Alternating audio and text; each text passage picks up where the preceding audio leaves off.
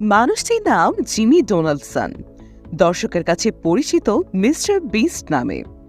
বিখ্যাত চরিত্র মিস্টার বিনের মতোই তার ব্যতিক্রমী কার্যকলাপ আর প্রাণবন্ত ব্যক্তিত্বের জন্য নিজের আসল নামের চেয়ে মিস্টার বিস্ট নামেই মানুষ সবচেয়ে বেশি চেনে তাকে। তিনি বিশ্বের অন্যতম জনপ্রিয় মার্কিন ইউটিউবার। একক ব্যক্তি হিসেবে ইউটিউব থেকে সবচেয়ে বেশি আয় করা ইউটিউবার তিনি।